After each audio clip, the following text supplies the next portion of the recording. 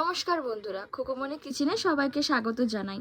আজকে যে রেসিপিটা আপনাদের সাথে শেয়ার করছি, রেসিপিটা হয়তো আপনারা কোথাও আগে দেখিনি।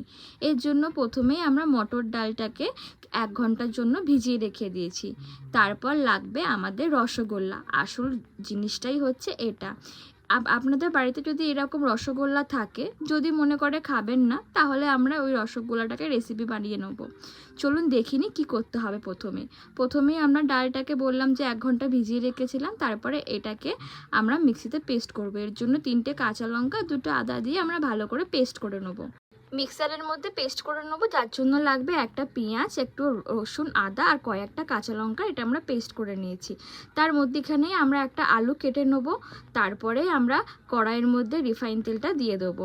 এটা যতক্ষণে গরম হবে আমরা বড়াটা রেডি করি। এর জন্য লাগবে একটু জিরে গুঁড়ো, একটু হলুদ গুঁড়ো, তার মধ্যে পরিমাণ মতো নুন দিয়ে এটাকে ভালো করে মেখে নেবো। মেখে নেওয়ার আগে আমরা তার মধ্যে রসগোল্লাটাকে অনেকবার করে ধুয়ে নিয়েছি। ধুয়ে নেওয়ার পরেই ওর মিষ্টি ভাবটা চলে যাওয়ার পরেই ঠিক এইভাবে দেখতে লাগবে। তারপরে এটা আপনারা ভালো করে মাখিয়ে নেবেন। মাখিয়ে নেওয়ার পরে কড়াইয়ের মধ্যে তেল গরম হওয়ার পরে বড়াগুলোকে ঠিক এইভাবে ছেড়ে দেবো। বড়াগুলো দেখতেই পাচ্ছেন আমি কি খুব আস্তে আস্তে ছাড়ছি। তারপরে বড়াগুলোকে ভাজা হয়ে গেছে।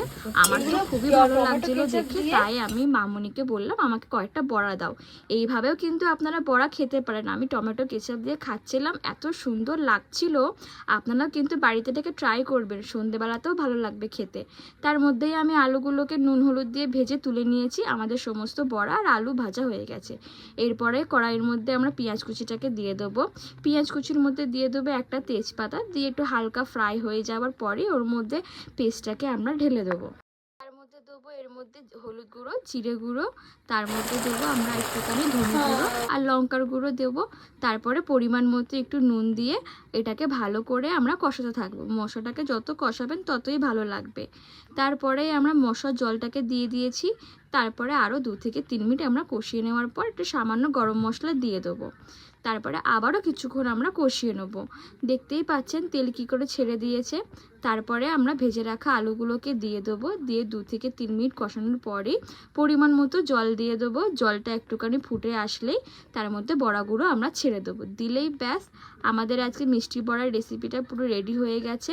অবশ্যই জানাবেন আর আমার চ্যানেলটাকে লাইক শেয়ার করবেন আর আমার চ্যানেলটাকে সাবস্ক্রাইব করে রাখবেন, যাতে এই ধরনের ভিডিও আপনাদের কাছে পৌঁছাতে পারে।